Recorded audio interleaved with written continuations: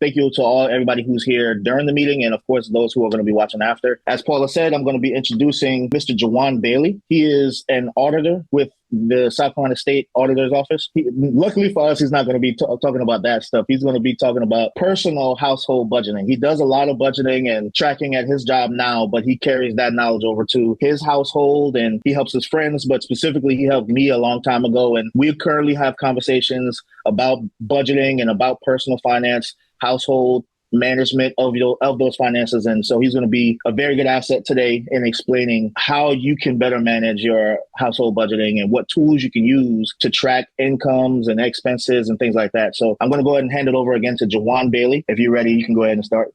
All right. Good morning, everybody. Like Josh said, I'm his, younger brother, but I'm Juwan Bailey and I am wearing gym shorts right now because we're on Zoom. I work for the South Carolina State Auditor's Office. I basically tell people, who have been doing their accounting one way for 30 years that they've been doing it wrong or there's a better way to do it. One time I got hit with we've been doing it this way for, almost as long as you've been alive. And my response is that just means you've been doing it wrong my whole life. So it's a fun job. I thoroughly enjoy what I do. I take pride in it. And like Josh said, some of that translates to this.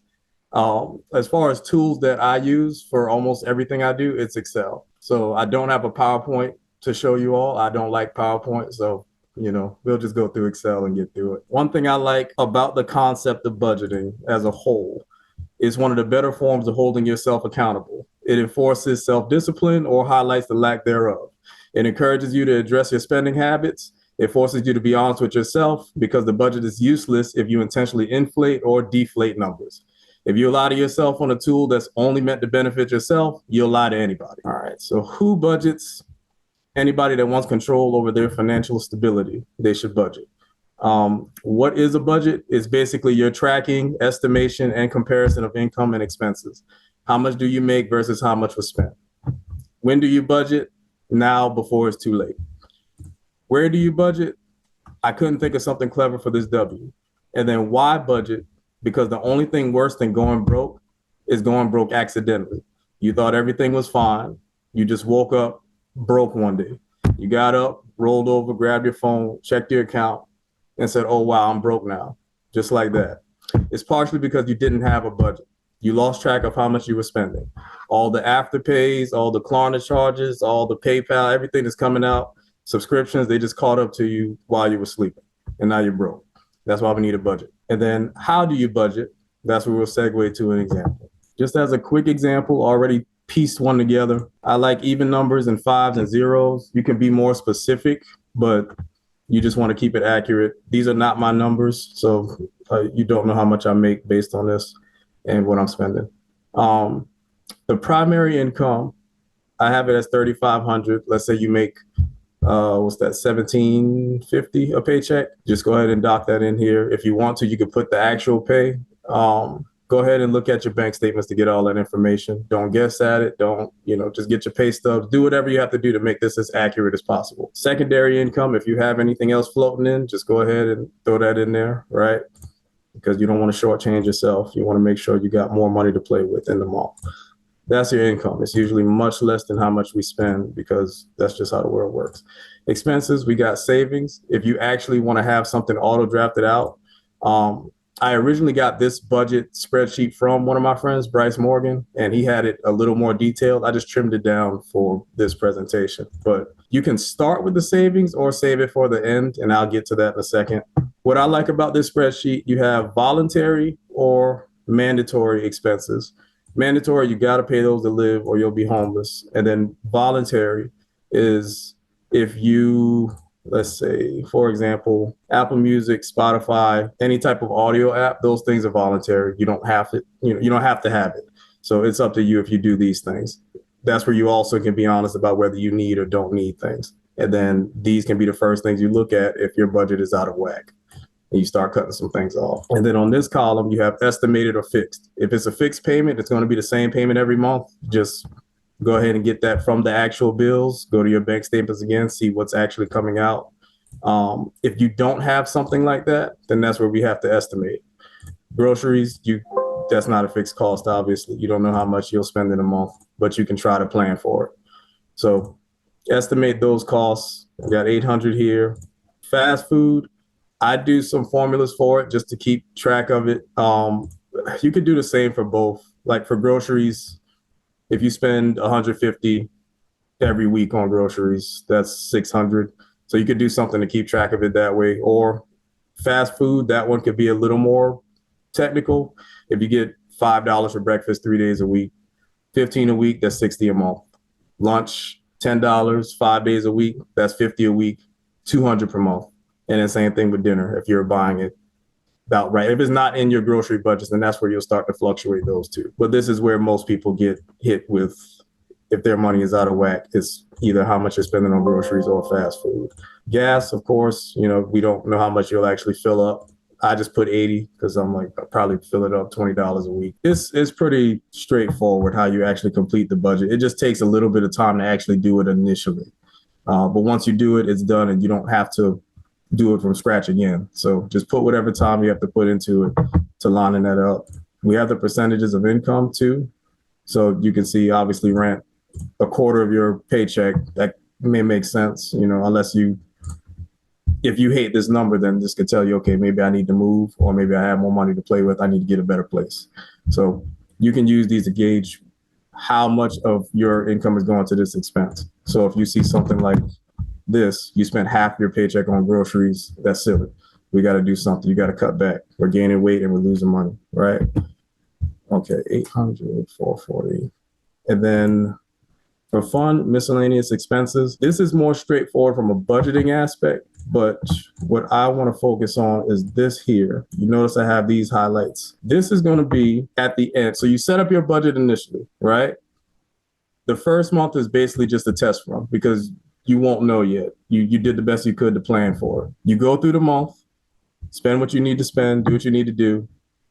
At the end of the month, that's when now you have to put yourself, on trial, and you have to do a self audit and say, what did I spend? What did I do? For these highlighted spaces, you can call it right now. I have it as humanity, but you can call it nonsense. You can call it I apologize. You can call it why me. You can label it however you want to label it. These are the things that you did that were silly. They didn't make sense. Why'd you do it? Would you do it again? You might, but you shouldn't, right? You went to Walmart, you saw that broom and dustpan combo. You already have 7 brooms and dustpans. You didn't need to buy it, but you wanted number 8. So you paid for it. Go ahead and throw that in. We're going to call this the I apologize. All right. You shouldn't have did it, but you did it. All right. And the same goes for random Amazon purchases. You have 72 bath towels already, and it's 2 people in the house. But that tent set on Amazon looked amazing. So what you did, you bought that, go ahead and put why me, and then add that right there, right? So we're going to put, and those can get expensive. So let's say 45 because you got the nice ones. They're fuzzy, right? So why me? I apologize. This is you reflecting on it, a little bit of self-auditing. And then you normally do a morning run. You go to Bojangles, right? And it's $7. But for whatever reason, the cashier looked at you and said, hey, your total is $68.93. Should you buy breakfast that costs $68.93? You absolutely should sometimes buy breakfast that costs $68. You shouldn't have did it, but you did. We're going to call that gimme that, right? Because when they said that, you didn't say no. You said gimme that for $68, and you took it. You took it for $68. That's your breakfast. You should be ashamed of yourself, but we're going to do it because we're human. All right. So give me that. We're going to put that right there. All right. So that's the humanity. We accounted for it when we came back at the end of the month, right? 220, 45, 69. Oh, wait, that was the towels. That's all. The dustpan. I always said 25. So these are the silly purchases you made. You didn't have to make it, but that's $139. You just dropped $139 on I apologize, why me? Oh, let's spell why me and give me that. And you have to look at yourself and say, did I need to spend that? Next month, hopefully you don't do the same thing, right? In closing, you can use this information to adjust your decisions going forward. You either land at, I have so much money that I can save, and that's back to where I started with, you can put your savings first of what you want to set away either immediately when you get paid, or you come down here and look at the remaining balance, see what's left, and then this can dictate how much you put into that savings amount. So either way, whether you start or do it at the beginning or do it at the end, I would suggest the end on the first run. And then after that, you'll have a better gauge of what you actually spend. And then you can go from there. This also has the total voluntary and mandatory expenses split up. So 17% of all of your expenses or your income. I think this should be changed, this formula. I'll adjust everything when it's time, but let's make that.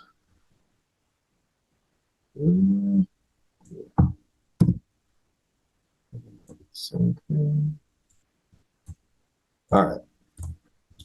Yeah, so this will give you the total expenses, voluntary out of all of your expenses and mandatory out of all of your expenses. And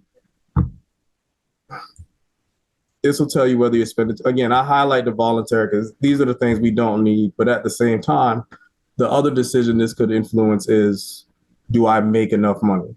Do I need to get that side job? That's why I have this here by default. Assume that the way society is set up now, one income is just not enough unless you're just really well off with that one job. But your goal is to have as many streams of income as possible, right?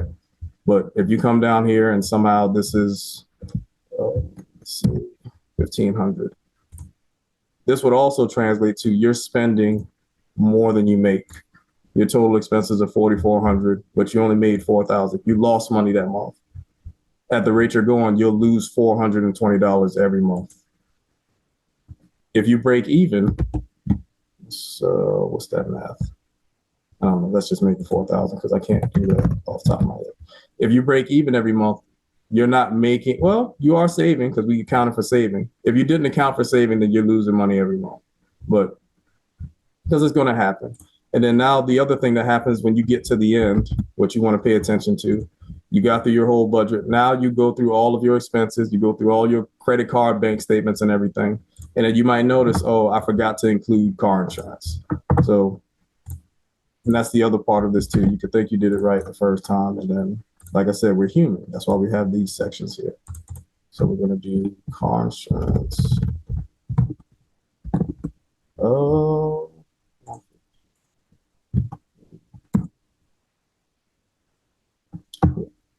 But either way, your remaining balance, your savings, those are the main things you'll want to pay attention to. Your voluntary, those will tell you what you do and don't need.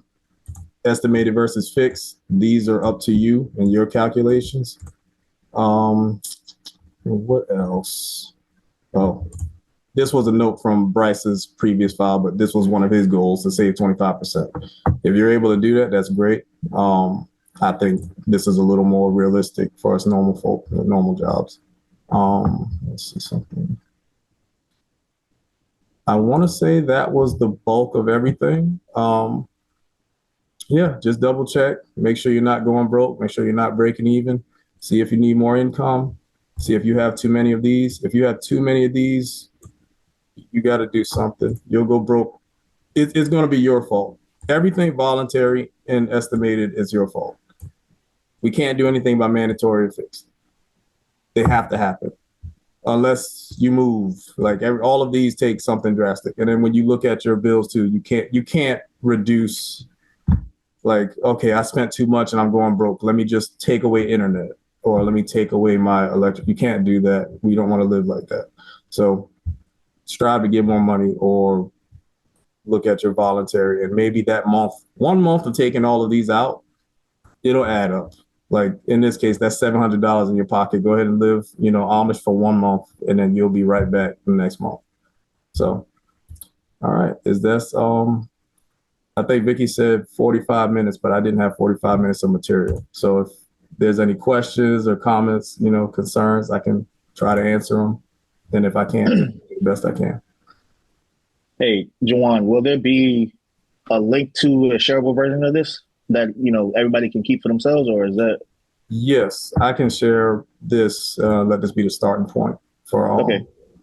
And then let me ask you too, I don't know if you have time, but is there a way to highlight the sections, because there's formulas in there, and I know a lot of us in here might know exactly what to do with spreadsheets, but I've shared spreadsheets to people that they went in there and destroyed because they thought I can just type in here, but then the formula would mess up and they wouldn't know how to input the formula again. Is there a way to highlight any section that you have that is a formula to let us know that don't type in this section?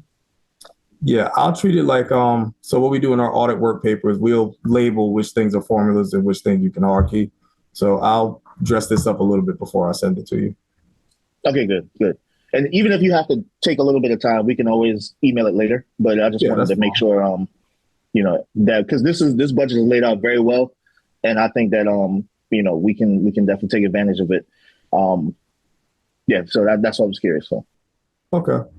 Yeah, that's pretty much it. Do you think I should leave these notes or I can take them out? I don't know what's too much or not enough. I would suggest. Go ahead, B. Can I make a suggestion? I would suggest maybe leaving this as a template, and maybe somewhere in your explanations or instructions, you can have them like duplicate this tab, and then that way they can start fresh and always have this as something to look back on. But that's just my suggestion. Okay. I just want to say that I enjoyed this presentation and I'm looking forward to getting a copy of this. And I would love to invite you to talk to our college students. And we have a finance class, and this will be a great example for them to use, because I love the I apologize, the why me, the give me that. And that's something that they can relate to, and on the biblical side, I would have been like, Lord, save me, and Lord, help me out this situation.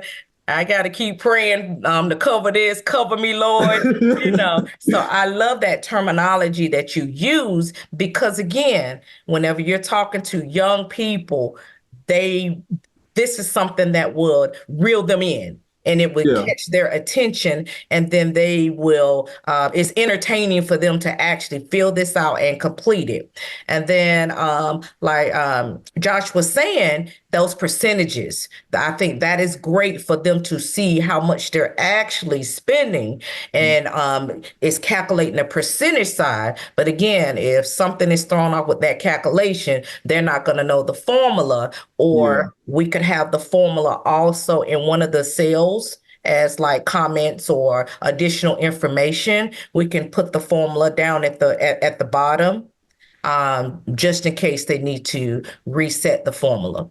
But great presentation. I loved it, and we got to make sure. Now I'm going back biblical.